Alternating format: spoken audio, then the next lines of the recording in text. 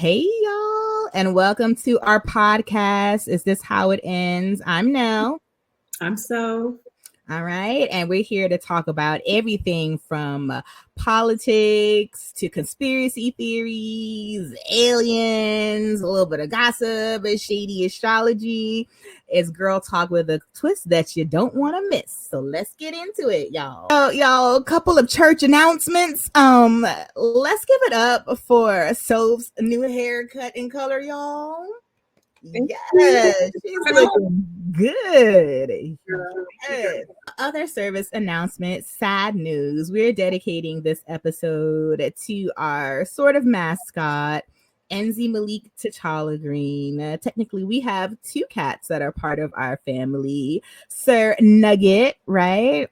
And also Enzi, and he's made a couple of appearances, and I put him down a couple of weeks ago. And it's been really sad, and I miss them a lot, and I'm totally jealous of people and their fur babies. So yeah, this is dedicated to him. Yes, I hope that there's a big scratch post in the sky. All right, y'all. Tell me what happened. I should have led with that. Like, what happened?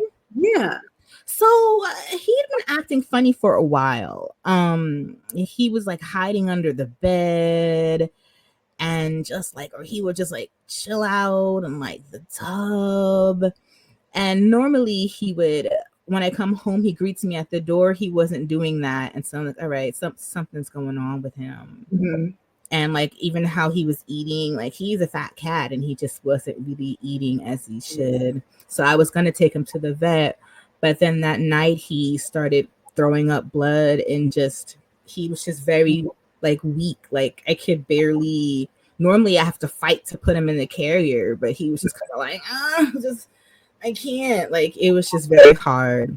Okay. So I took him to the emergency vet and they said that he had stomach cancer and it was pretty far gone. And he was in a lot of pain. Like he was just like yowling like he was in pain.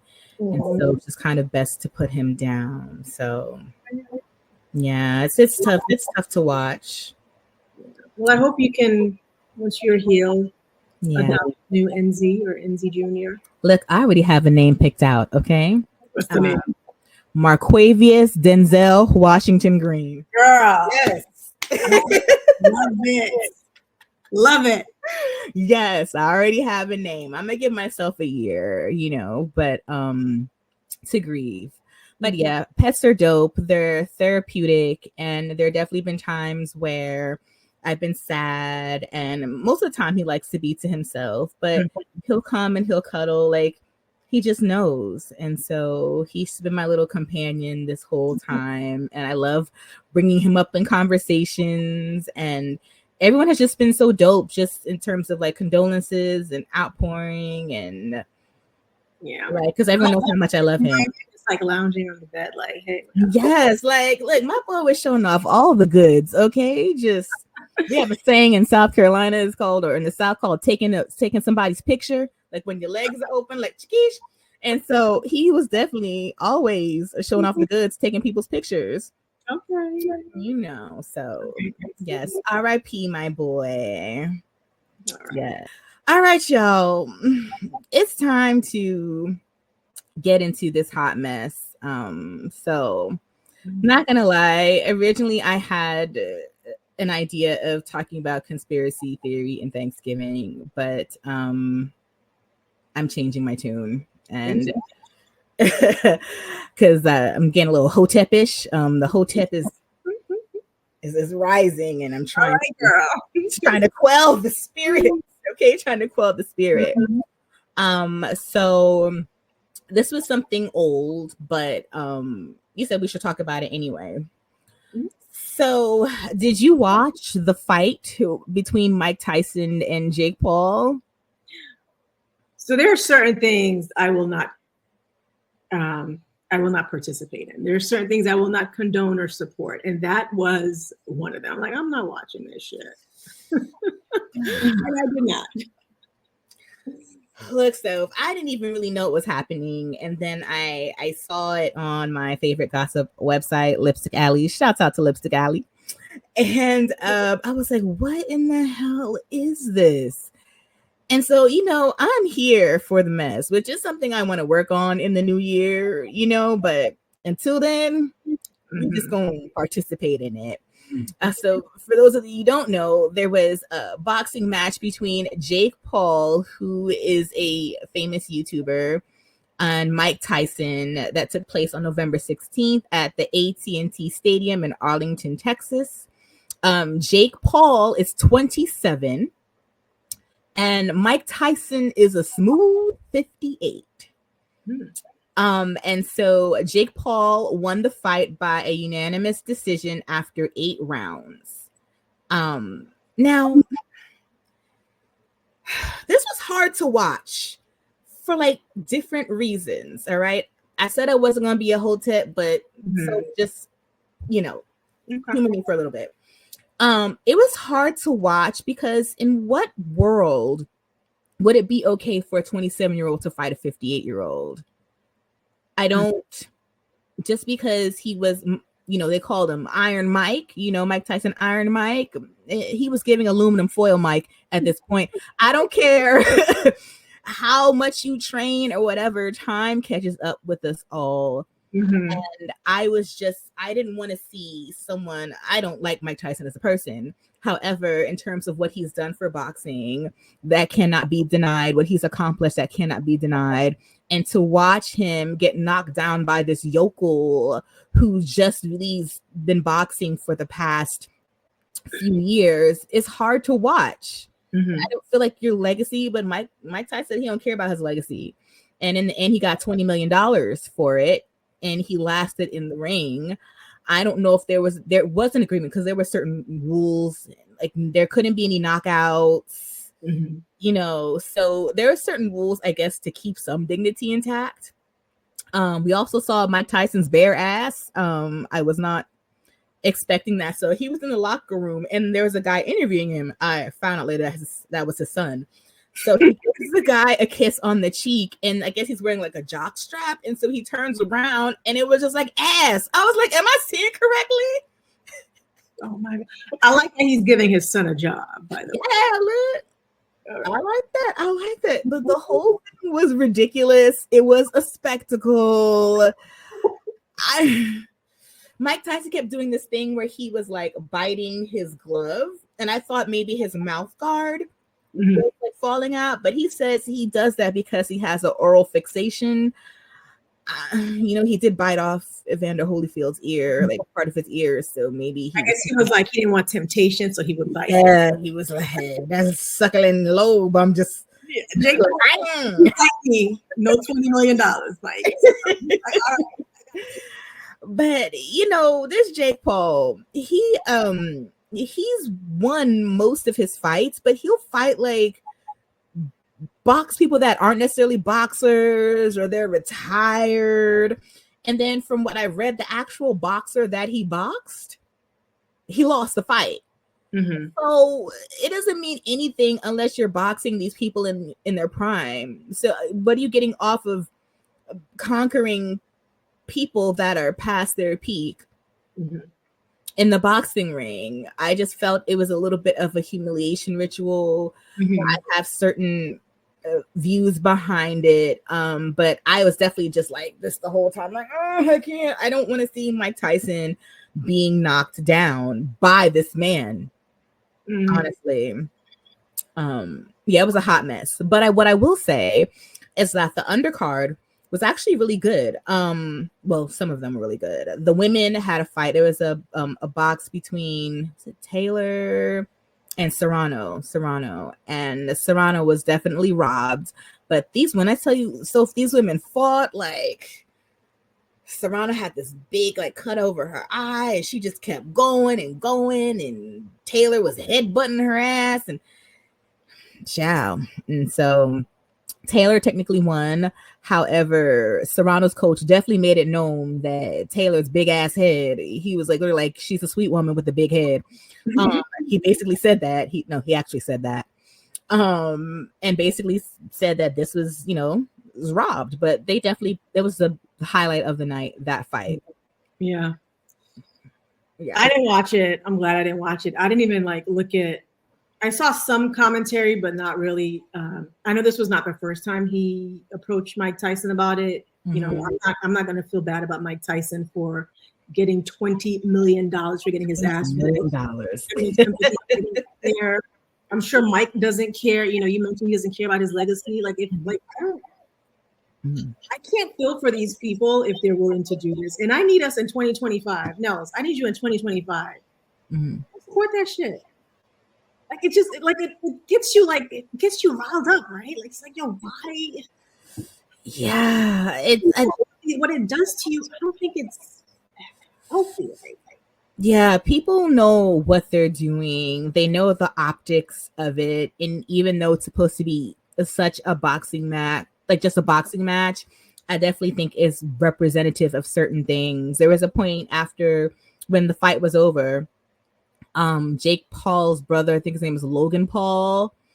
I think they said something about oh, would you be willing to fight Mike or whatever? And he says, I'd kill him. And then Mike is just not responding to it. And it's this is a joke. He could have been oh, yeah, let's go, Mike. But you're talking about you gonna kill him in the ring, sir. Just in terms of what we deem as entertainment, I think has to be questioned, right? Because in certain cases, for certain people, we are being entertained by people's humiliation. It happens particularly in these dating shows, which at one point I'd stopped watching them because I don't believe that they benefit Black women in particular. But just watching people being mistreated in romantic context. And actually, some of the stuff that you see is stuff that actually happens. I find it actually quite triggering in terms of watching these dating shows. And it's why are we looking at someone being mistreated, as entertainment? And so that says a lot about us as well. Yeah, a lot of what we watch is about people being mistreated. It's about laughing at their misfortune and be like, look at that dumb bitch. It's why reality show is the way it is, and it's why they keep pumping that stuff out. And these producers, they purposely do that because they know what people want to see. It's you can't have a wholesome show and catch people. We want to see the raw, we want to see the humiliation, we want to see people at their lowest. I don't know if that makes us feel a little bit better about our lives. It's just. I can't, I remember I watched the first episode of Love is Blind, and I thought that was oh, this is really cool. I like the concept. But then when I didn't watch beyond that because I don't normally watch reality shows. I haven't watched them since I Love New York. And I was like, I Love New York was just heavy on my psyche. It was just oh my God, I can't even watch this thing. I just need to whole Flavor Flav, whatever. I'm I can't do this anymore. But I did watch Love is Blind the first season, but then I've heard from other seasons, it's been really rough. It's been really, it's been more about that humiliation aspect, right? How do we draw people in? And it seems like the way to hook people is to be mean. Yeah, it's the first season of Love is Blind. I think everyone enjoyed it, especially Lauren and Cameron's relationship. It definitely seemed genuine, and seeing people being vulnerable. You wanted them to win. But after that, it's just really gone downhill. And just to see, people a lot of them go on there for fame or whatever. But there's definitely, particularly women and men, who have some childhood traumas that haven't been worked out, and you see it on the screen, you see in the relationships, you see how particularly these women are striving for acceptance from these men who don't want them but will use whatever they can get from them. It's very triggering, and to ultimately to go down the aisle and then someone can possibly say no to you and humiliate you in front of everybody. People have dressed up to be a part of this, and you're going to be rejected, not in front of your family and friends and millions of people. Who thinks of this? Why? Because they know what we like. Yeah, plain shit. Okay, girl. Was ending. I like the pop the balloon show. Like I seen a couple, and I laughed, and I'm just like, this is awful. Like I don't watch it again. Like you see, like these beautiful women go on there, and they just get like they just get torn down. Even the men, right? It's bad. I used to really be into those pop the balloon shows. And particularly the African ones, because it's interesting, like just the terminology that they use or whatever. And there was one where there was this young woman who she had like a little like sundress, like she was going on a little picnic or whatever.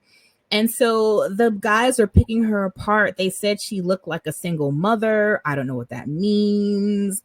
Like she just looked like very old fashioned or whatever. And then she started to cry. And she was like, this is the only dress like I could afford. I took the bus over here. And so the men felt bad. But instead of like saying something reassuring to her or being like, okay, we're dicks, like they gave her money. I guess they sent her money. Like, first of all, there's just a lot. Like just the self-respect. I know the dating pool is trash. So trash.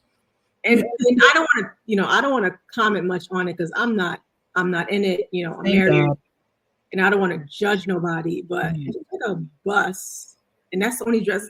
This is how you want to spend your money. Maybe dating. I know you've seen other episodes. Like, this is how you want to spend your money? Dating. First of all, anyone that goes on that show, you're just questionable. I will never sign up for you to tell me the reasons why you don't like me. If you don't like me, bye. That is it. We don't need to have a whole dissertation, a whole thesis with a PowerPoint as to why you don't like me. Mm-hmm. And so I just feel if you can't afford it, then maybe your priority shouldn't be dating, especially none of these dusty people up on the show. Here's the thing. I think there's a way to do it that could be decent because I've seen like clips, right? Mm-hmm.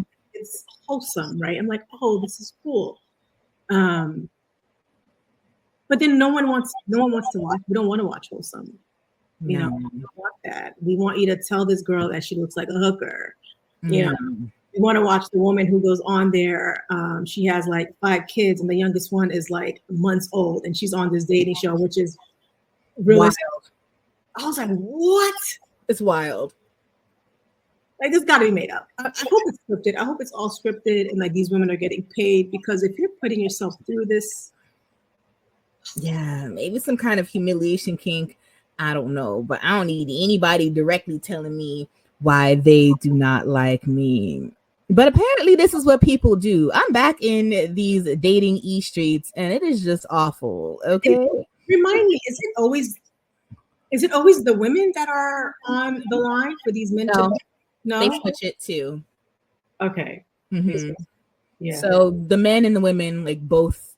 I've seen, and both, and they tend to be. It's very superficial. Like this guy came on. He was he liked anime. No, you know my theory about that. I like anime. He was just different in his style, and he was just, he made some really good points, and at first the women were like, ugh, but then they're like, oh, maybe, I don't know, but I there's a way for any of these to be like really wholesome and like really bringing people together, and you could vet people too, right? But they purposely vet those who would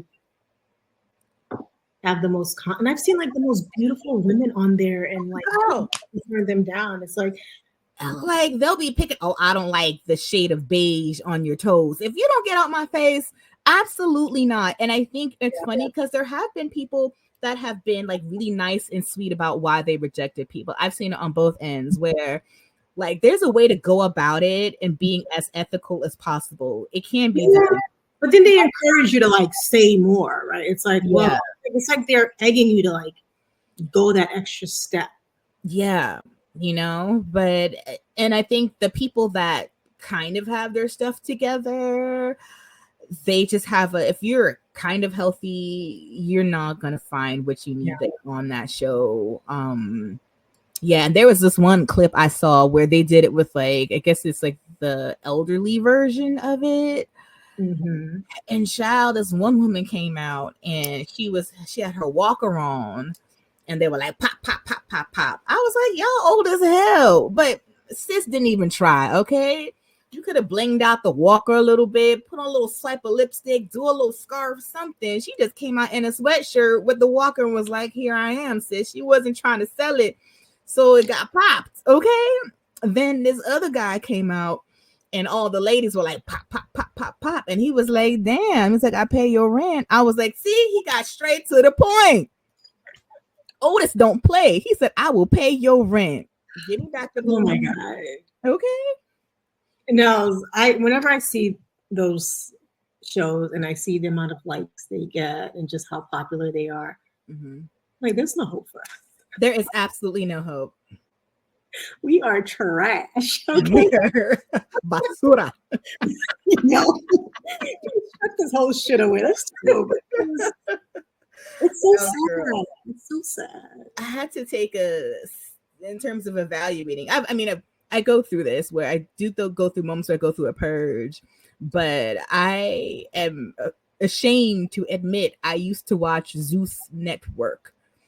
And explain to us what Zeus is. Okay, so Zeus is a network that is headed by Lemuel Plummer. Why do I know this name? Anyway, and so they have actually a whole bunch of shows, but they're known for their trashy reality shows such as Jocelyn's, Cabaret, the Baddies or whatever. And the premise of the shows like Baddies is basically these women that are very trashy and wear clothes from Rainbow. They all talk about get in the bag. Like, I'm gonna get in the bag. What bag are they getting? What's the bag? A trash bag for you to step in. I don't understand. Like, you just drink, you show up. Also, Bad Girls Club. Okay, yeah. So I guess they changed the name. Actually, the one of the producers was on the Bad Girls Club. I remember Natalie Nunn. I run LA. Oh my God. So she's the head of it, and it is just very wild because at least in the Bad Girls Club, they had activities. Maybe a therapist would come in and work out their issues. Now these girls just drink half naked, go to a club, and then beat each other up. And I feel like the women always end up losing out. Like they always end up looking the worst. Like it's just like where's the dignity? And particularly with the Jocelyn's Cabaret, where she chooses these women for, I guess she does like a tour for a show, and it's like a cabaret show. So you show them, at least there's an activity. So you see them practicing and getting ready to perform or whatever. And you can tell like all these women, a lot of them were like sex workers, strippers, whatever, that they've definitely experienced some trauma.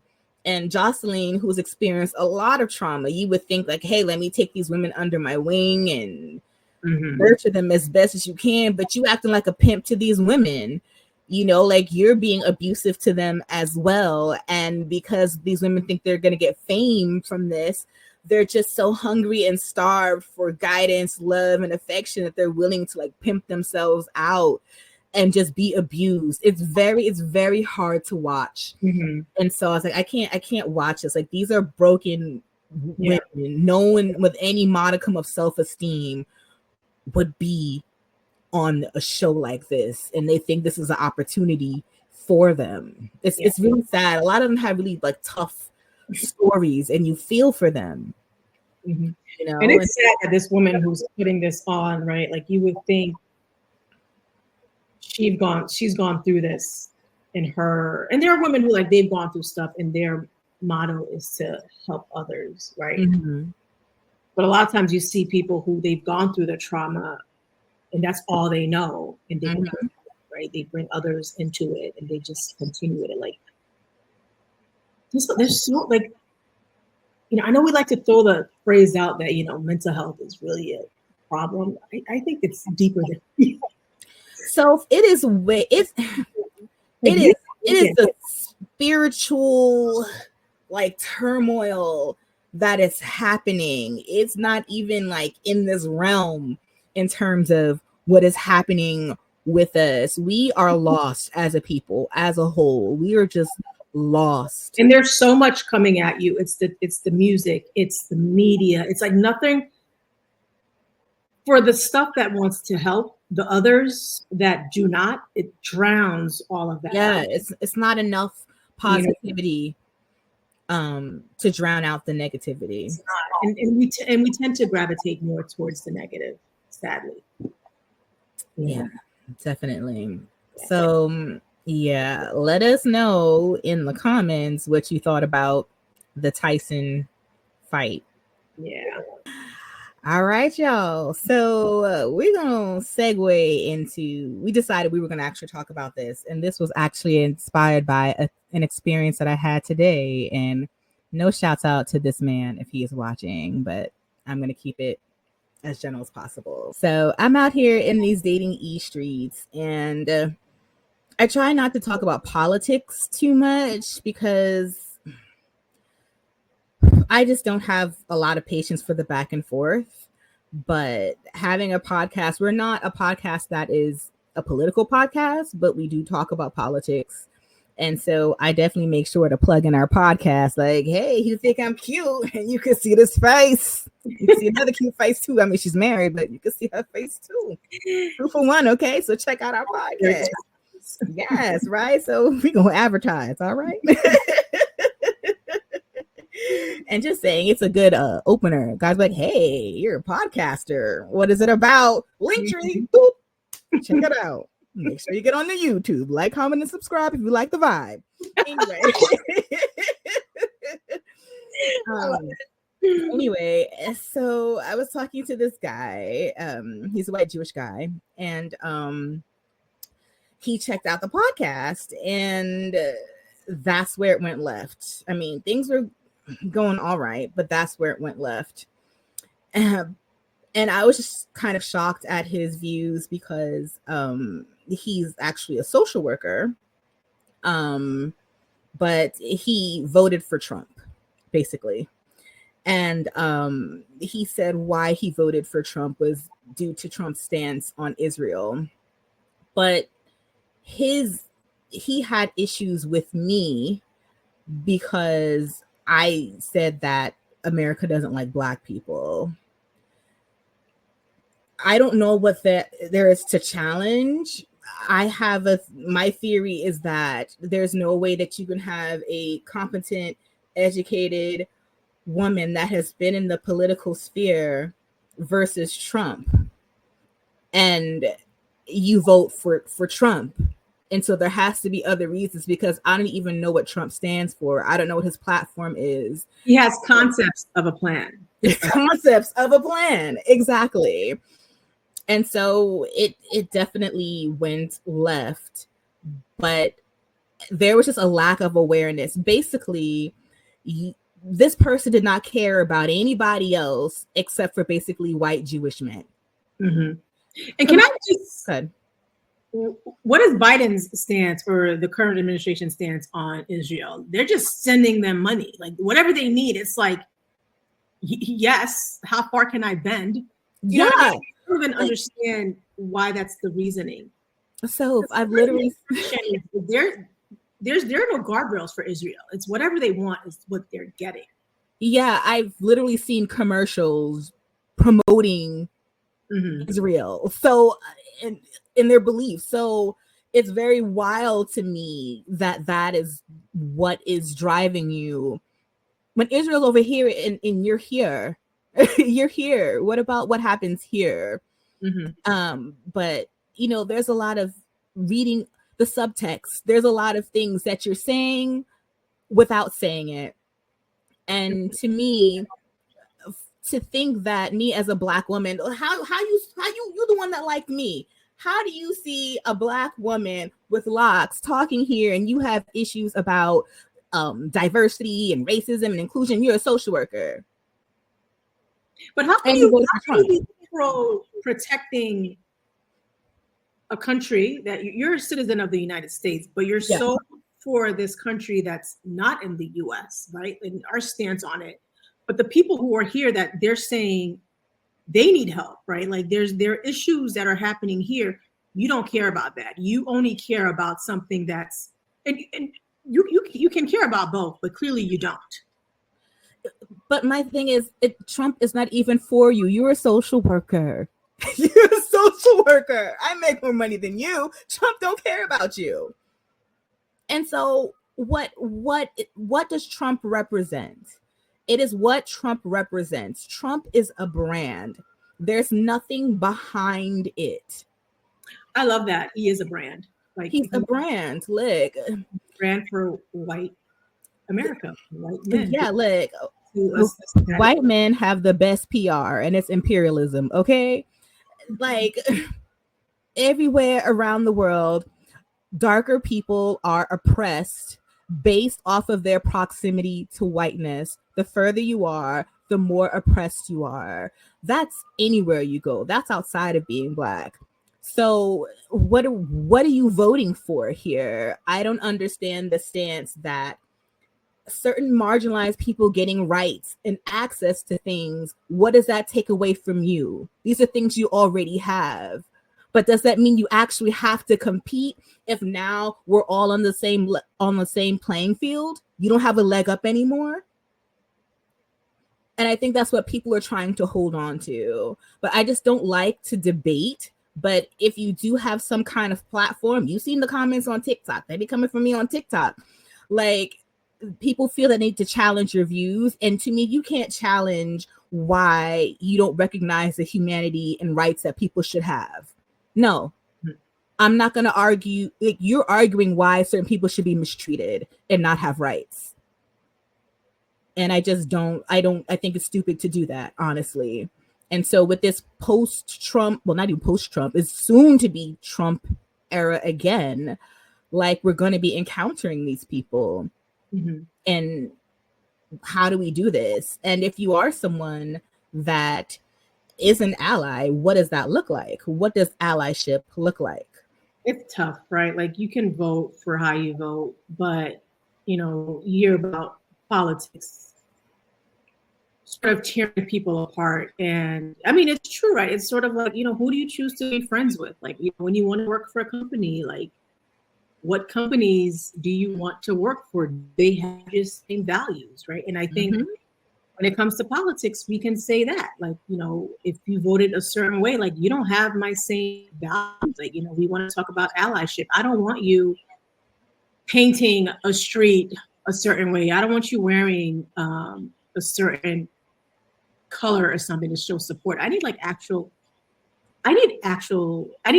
right? If you vote for someone who promotes divisive rhetoric, who, they want to restrict women's reproductive rights, they want to push anti-immigration policies or oppose, DEI initiatives and opportunities for marginalized communities, it's difficult to reconcile that action with true allyship, There's a lot he's against. That's when you hear about what he's against, he's really against people who are not of the majority. Like, he's really against people who are not white, people who don't look like him. And we don't want to say that, right? Because we're like, oh, we voted for Obama. Or someone commented, I would have voted for Candace Owens. Yes, because she says the same hateful shit that you say. Same thing, blackface. Next. Yeah, to claim allyship while supporting leaders who want to harm these groups, to me, that's not an ally. It's just there's no consistency between your values and behaviors. Like, we vote based on fear. There's this or women's right. Because it's like, oh, well, the Democrats, their main thing was like on abortion, which it wasn't, right? Which it wasn't. But when you think about reproductive rights and how it's tied to women's rights, like, it's really critical. Mm-hmm. We don't make it easy for women to want to have kids. Childcare is expensive. Girl, Girl, that is my thing, right? The way you have it set up, they like to tout that, oh, women are emotional and men are more logical. When women are looking around, seeing the lay of the land, looking this economy, and it's like, absolutely not. Where's the IUD? Get out of my face. We're not doing this. And then men are like, oh, but what about the babies or whatever? What about childcare? Childcare is the cost of tuition. Mm-hmm. And if it doesn't work out, guess who it falls on, right? Some women, they have a true partnership. I'm lucky. I have a true partnership, but not all women do. So the bulk, like all of that falls on. They got to work, right? They come home. They got to take care of the babies.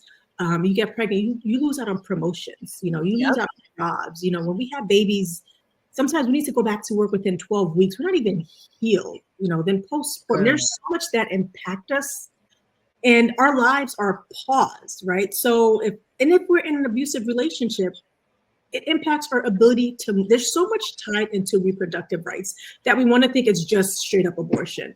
How about making access to, just basic, reproductive care easy, like, hospitals or just pills. Like they just want to annihilate all of that, Yes. It's like, you don't really care about us, So if if in some of these states, if my baby could possibly kill me, they're like, fuck you, have this baby and we'll see what happens. Let God decide. Like, and to your point, even like certain things in terms of like closing the wage gap, right? Because if some of us are going to be single mothers, right? That's a reality. I need to be able to make enough to support this child.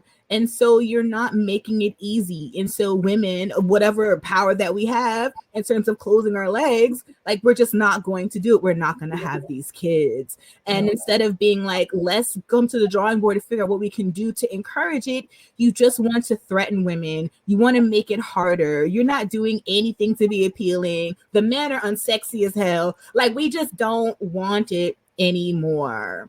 Nope, we do not. But then they want us to, right? They want us to have these kids. But what do you know? They want us to have these kids. Why? Labor shortages. Boomers are retiring. There are fewer people to take jobs. Tied to that, the consumer base, like fewer babies need fewer people to consume, fewer people to need to fuel the army. We need to, populate the army.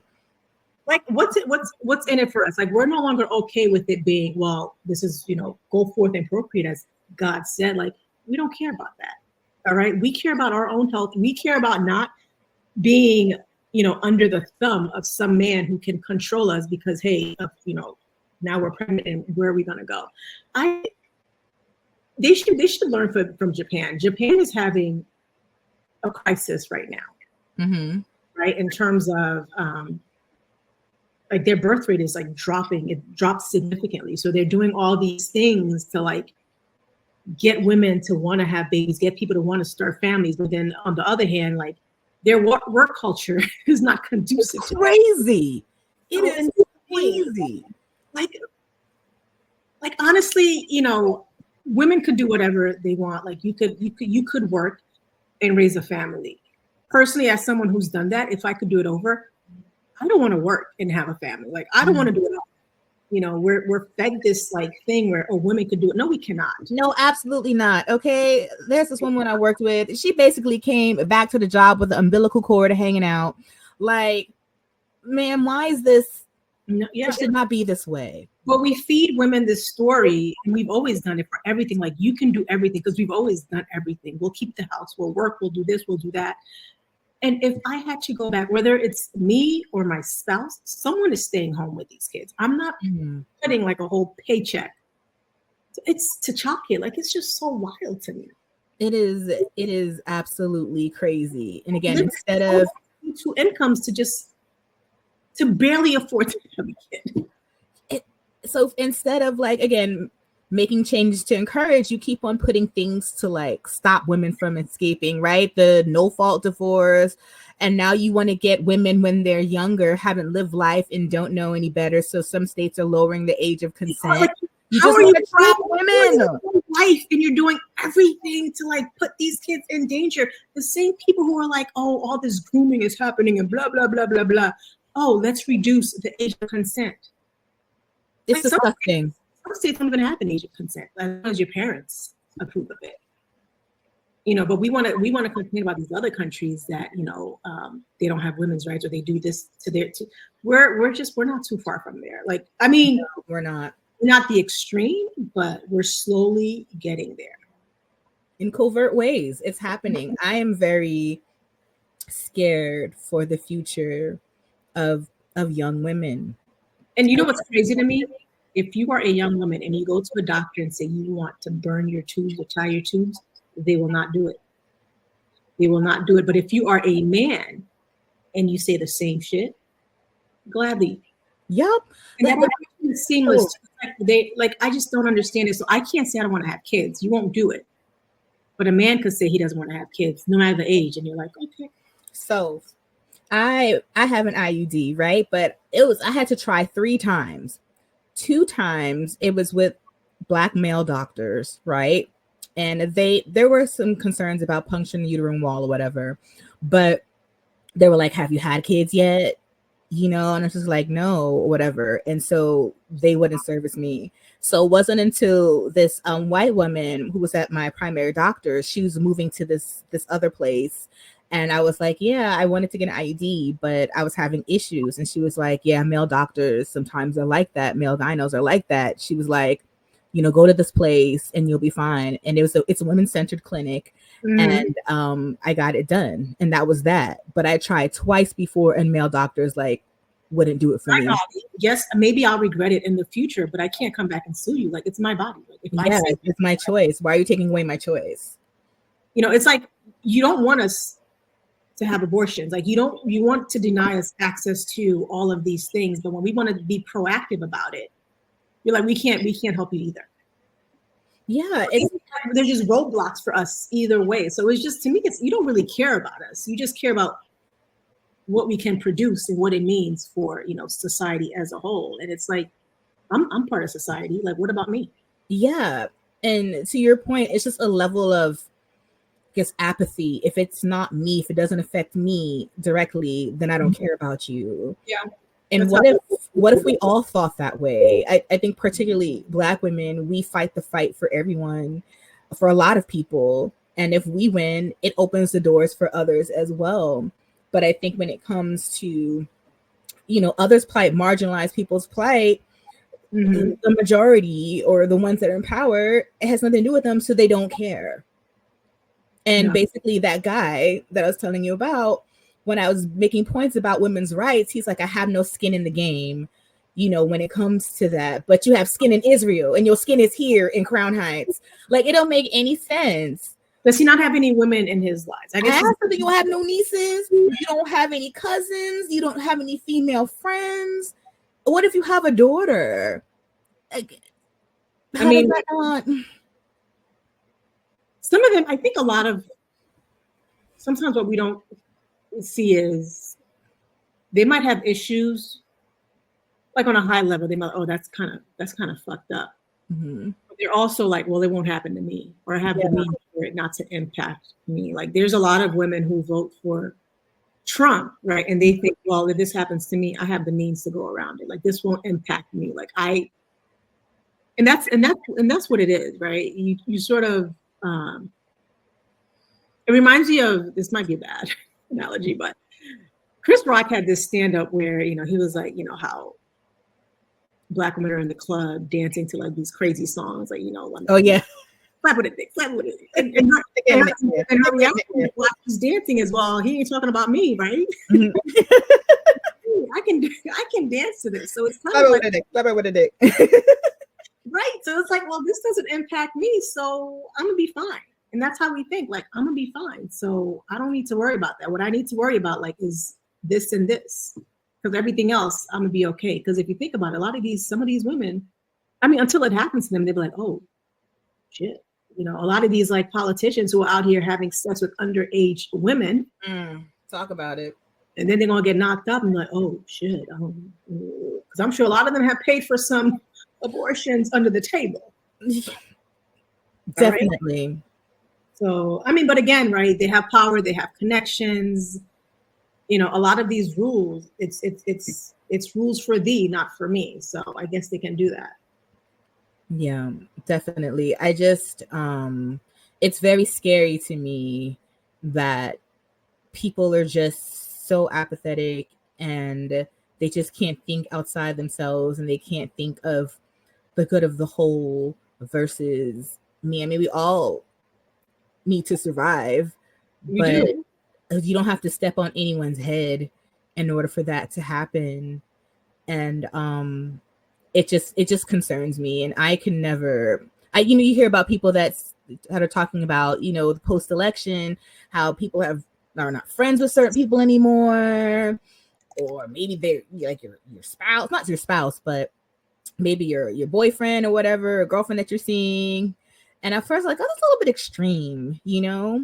However, I totally understand why, because to me, what bothers me the most is that people trying to justify why people should be treated poorly or trying to justify why certain people should have rights. So if you're dealing with me and I'm a Black woman, right? I'm marginalized in certain ways. Yes, I have privilege in certain ways, but also I've been marginalized in certain ways as well. And you're saying because of the things that I can't change, that I deserve not to have a chance at life. I deserve not to have access. It is wrong. Yeah. You don't see my humanity, Mm-hmm. you know? And when it comes to people, when government starts to chip away at your right, they don't stop at just one group. Mm-hmm. They continue going. There's this poem that I really like. It's called First They Came for Me. It's the Holocaust Memorial Day Trust. First they came for the communists, and I did not speak out because I was not a communist. Then they came for the socialists, and I did not speak out because I was not a socialist. Then they came for the trade unionists, and I did not speak out because I was not a trade unionist. Then they came for the Jews, and I did not speak out because I was not a Jew. Then they came for me, and there was no one left to speak out for me. Mm-hmm. So, I mean, I know I like to say like this, we're all trash, but honestly, like we need to, like we're all in this together. Yeah. Okay. Like no one is immune. Like once they start chipping away at those things, like they keep going. They keep going because there are people who are in power. And for them to remain in power, we have to be downtrodden. We have to be illiterate. Like we just have to be so exhausted by everything. Mm-hmm. To find a way to keep us divided. And you keep people divided through hate. Yep. You keep divided by saying, hey, these immigrants, they're your enemies. Like these others, they're your enemies. I don't know if you saw Wicked, right? When he said, the best way to bring people together is making sure they have someone else to hate. The other, then that's one way to bring people together. Immigrants were that, they're stealing our jobs. They're doing this, they're doing that. Side note, I did not see Wicked. I'm not going to pay to see Wicked. Now I have seen the Broadway play and it was excellent. However, I cannot stand Cynthia Erivo. And so, yeah, she's an asshole and she said some disparaging things about African Americans. Meanwhile, she likes to play African Americans. I do not support that. You will not get my money. And so maybe if it comes on cable, I will watch it. But I've seen the play and that's good enough for me. Fuck Cynthia Erivo. Yeah. Okay. I have strong feelings. I don't like her. Honestly, that's the way it should be. If you don't support something, you don't pay your good money for it. I did not know that. I did know there was like a while ago there was like this thing with like British actors and the way they talked about certain African American actors, and to me that's like, what? I just feel you're a tool of white supremacy if you think that you're better than me because you have an accent. Get out of here. I don't care. I don't care. But you want to play Harriet Tubman. Mm-hmm.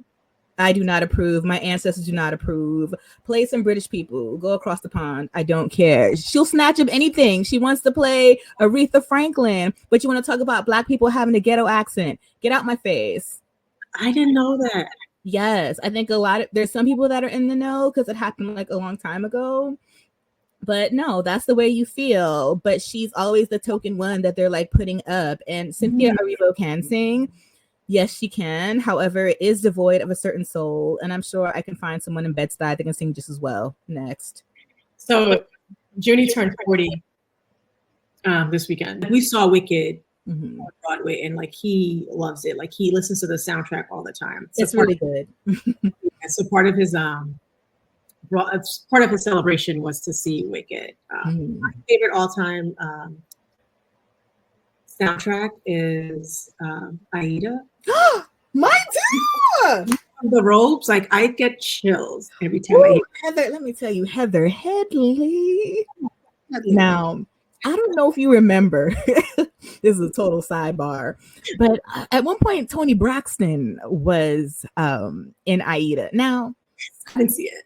I love Tony's voice, but I just feel a little bit too sultry. Like, it's what? Wait. All we ask of you is a lifetime. Where's hey, that's more would be selfish. I just don't see like Heather gave me. I don't know if I even saw Heather Headley do it, but it was so good that I got the soundtrack like I got the CD. I got the CD at the show because it was so good. So it is definitely one of my favorite. It was my first Broadway play. So Fabian was into like Broadway plays and doing that stuff. So he cultured me a bit. So let me upgrade you a little bit, girl. Grade each other. But yeah, it was so like Dance of the Robes, girl. Every time I hear it, and it's just I love music that just not only sounds good, it clutches at you and like the words, you're like, oh my God. Like you just like, I'm getting old. So now the tears start flowing like thug tears. Okay. I hear something beautiful, even if the weather's beautiful. I'm like, I know that there's a God. Like I just be like, beautiful music for people to think and create and to create something that moves people. My favorite artist is Stevie Wonder, and I got to see him in concert. Y'all. And I think that man has a song for every emotion. Yeah. So even the chord progressions, what he uses, it gives me tingles. I guess it's like the ASMR of it all. Like it's just like, ooh, what's going on? It's so amazing. And it doesn't even matter what genre they sing. One of there's this album that I really enjoy. Now you know me, I'm a heathen. I'm not religious at all. Yeah. Mahalia Jackson, is that her name? Mahalia. Mahalia Jackson. Mm-hmm. There's this album that I have of hers. I came across her music and I downloaded it. I was like, oh my God, this woman could sing. Girl. She could sing. Okay. We digress. Sorry, girl, we digress. Yes. But a lot of people I know saw Wicked and everyone got my speech. I'm sorry if I was a little bit too intense, y'all, but no, we do not like Cynthia Erivo. If there's something you're against, there's a way to show that you're against it, even if you don't think it has an impact. Yeah. Right? If enough people did it, then if I knew about that, then I might have been like, I know it's your 40th days, but and what's her name? Ariana Grande. Yeah, she was actually funny in it. I know people have their beefs with her, and she's just a whole hot mess in the half. She is. She's a problematic princess, but I'm kind of here for her. I mean, both the vocals, Cynthia and Ariana, like great vocals. I'm sure.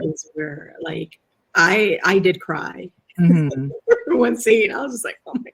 I'm sure the vocals were vocaling. So. So I did go to the chat GPT about how to be a better ally. And this is for us too, because there's other marginalized groups that maybe we're not a part of. But to your point that you talked about performative allyship, right? Like posting a black square or like buying a t-shirt. Like no one cares about that when really empathy and understanding and putting action into words and not dismissing people's experiences, maybe that's where you can start. So I did have some tips. So one of them is educate yourself. So learn about marginalized communities and systemic issues and policies impacting them. And beware of your own biases and privilege and how they affect your perspective, which is really important. Again, how we talked about just because it isn't you or impacting you directly, doesn't mean it doesn't matter. You know? Another one is engage in conversations. Now, this is where I have a problem because I be getting upset. People be bothered. People be pissing me off. And then they want to come for the smoke. And I just don't want to do this. But I block you. You still want to send me this whole ass thesis after I blocked you. Then you want to come, people who come on my TikTok when I'm just rapping about waltz. Like, so I don't want to engage in conversation with stupidity, but I'm going to learn to be open-minded. So speak out against racism, sexism, xenophobia, homophobia, transphobia, and other forms of discrimination in your personal circles. And practice active listening with those who have different experiences or perspectives, seeking to understand rather than win arguments.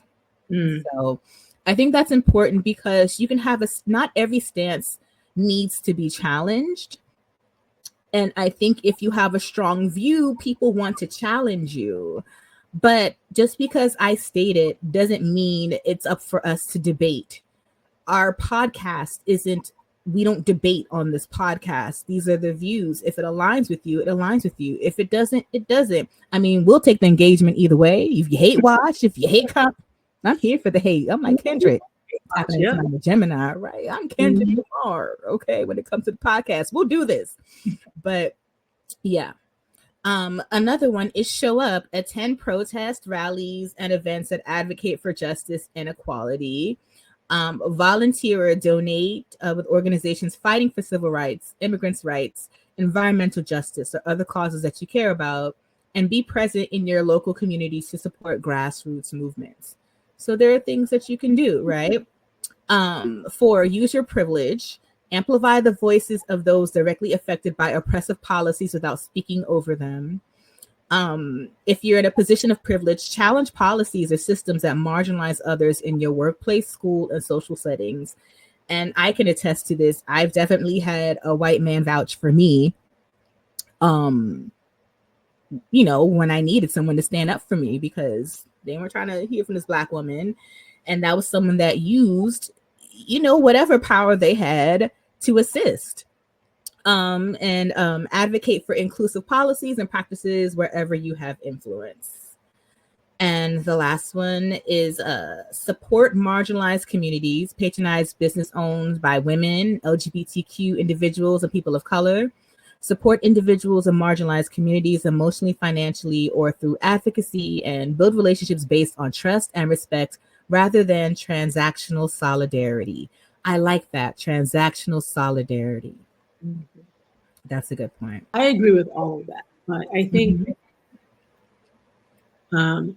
active listening is one of the things I would stress, because a lot of times as we're listening, we are already forming our rebuttal to what you just said.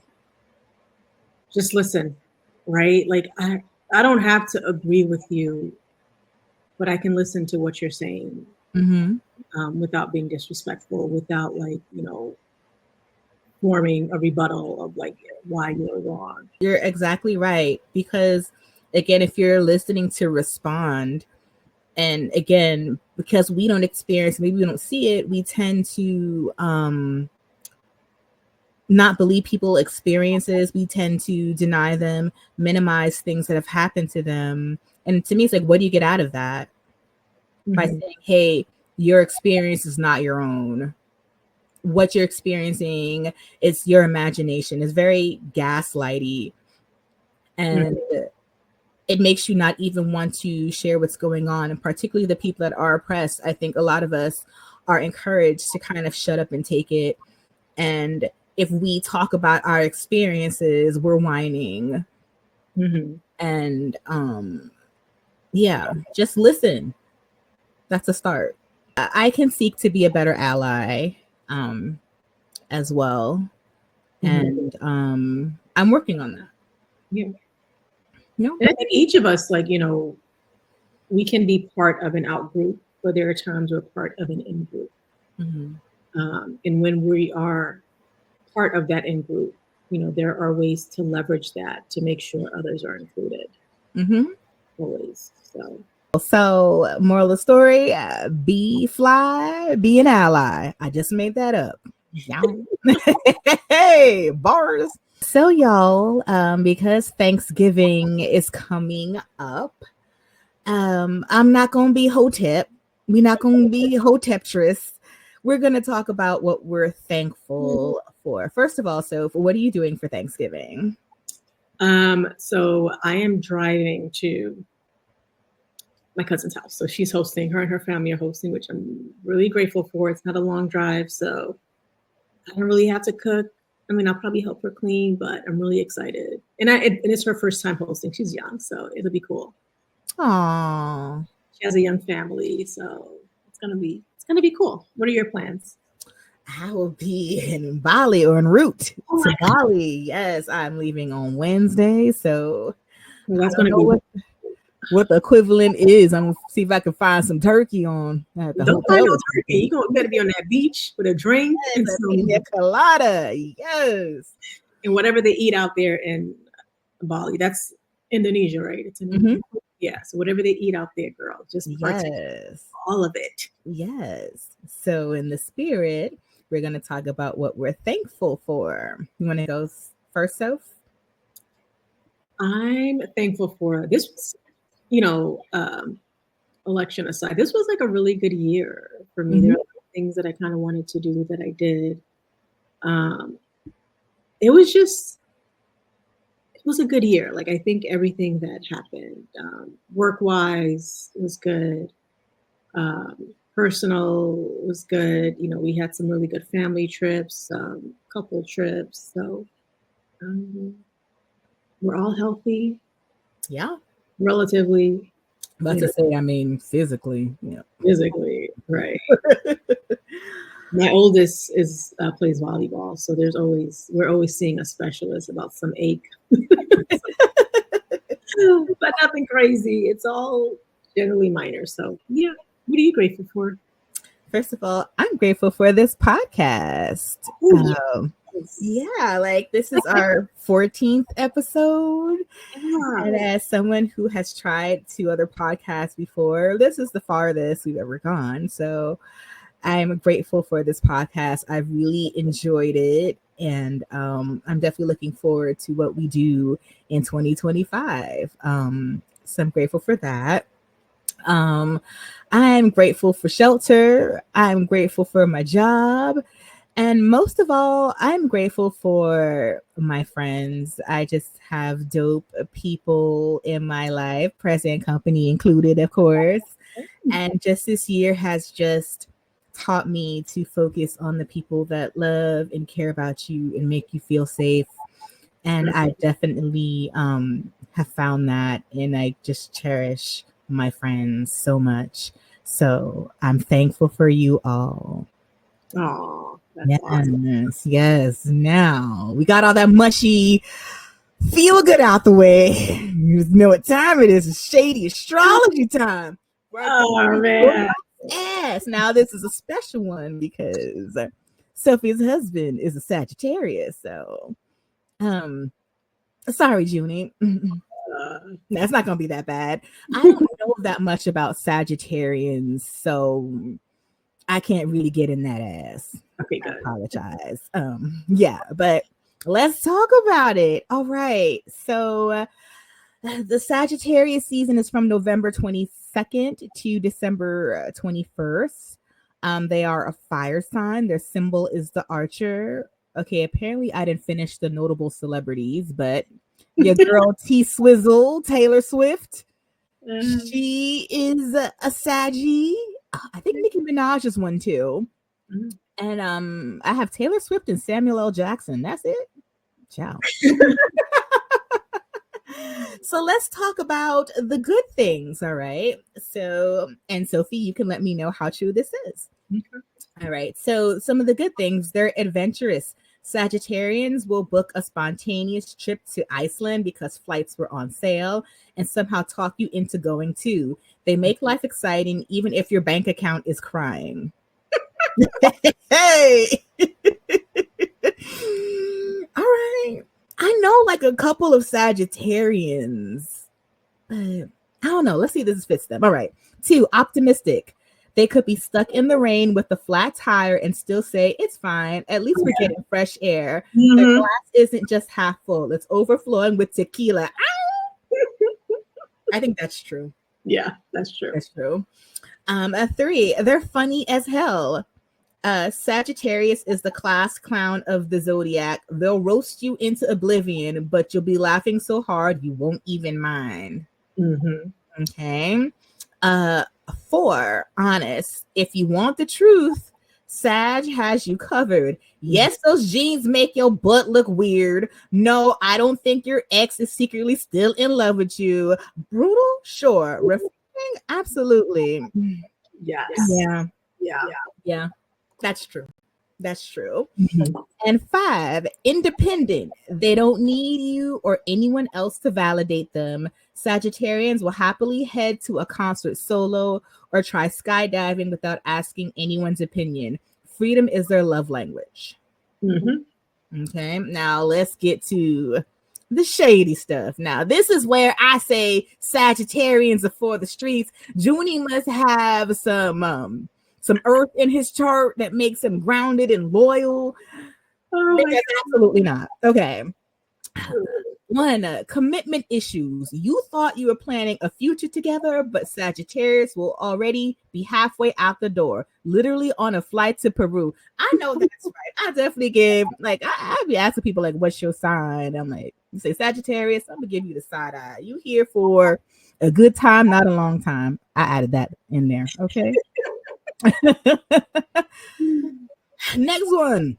Blunt to a fault. Sure, honesty is great, but do you really need to tell Aunt Linda her potato salad tastes like sadness at the family barbecue?